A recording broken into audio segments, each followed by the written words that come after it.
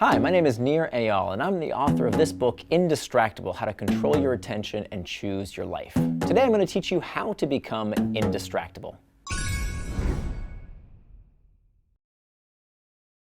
If you're anything like I was, you'd plan to work on some big project and yet find yourself drifting off task and doing something that you didn't plan to do. Now, day after day can drift by like this, and you get to the end of the day and you realize that you really didn't focus on the few things you wanted to prioritize. So how, in this world filled with distraction, do we do what we say we're going to do to live the kind of life that we want to live? It all starts by understanding the 4 parts of the Indistractable model. In order to understand what distraction is, we have to understand what distraction is not. So traction is any action that pulls you towards what you want to do, things that you do with intent. Now, the opposite of traction is distraction, anything that pulls you away from what you plan to do, things that you didn't do with intent.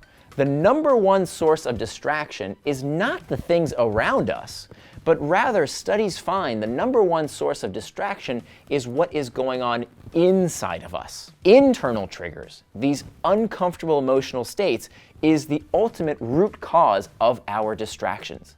That in fact, the reason we get distracted is the same reason we do all sorts of things. The seat of human motivation is all about escaping discomfort, some kind of feeling that you want to escape from. So what does this mean? This means ultimately that if all human behavior is prompted by a desire to escape discomfort, that means that time management is pain management. So the most important first step of the 4 to becoming indistractable is to learn tactics to master those internal triggers. Now, there's a lot of tools and resources that I talk about in my book for how to do that, but I want to skip ahead to the second step in the Indistractable model, how to make time for traction. You can't call something a distraction unless you know what it distracted you from. The fact of the matter is, if you don't plan your day, somebody is going to plan it for you. If we want to make time for traction, we have to decide in advance how we want to spend our time. How do you do that? Well, you start with these 3 life domains, starting with the you domain. In the you domain, you make time for your values that relate to being the kind of person you want to be by taking care of yourself.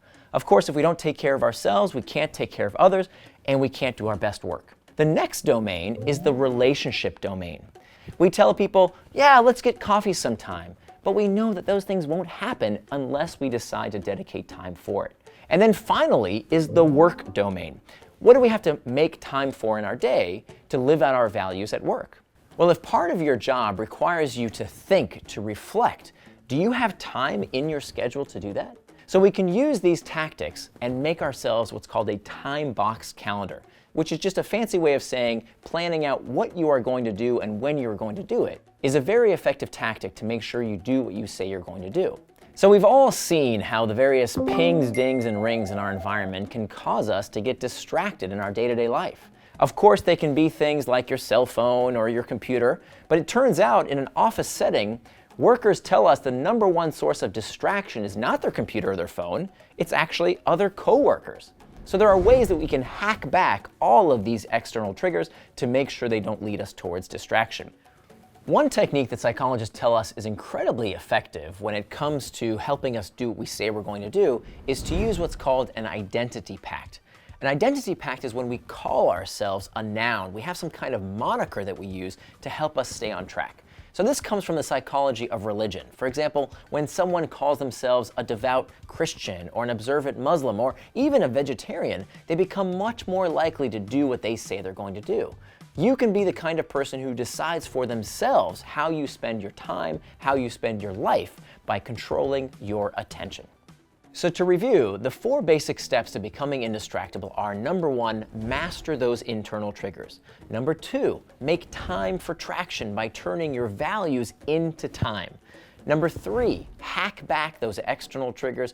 And finally, prevent distraction with pacts. And using these 4 techniques in concert, this is how we become indistractable. Of course, there's a lot more information in my book, Indistractable: How to Control Your Attention and Choose Your Life. I'm Nir Eyal, and thanks for joining me.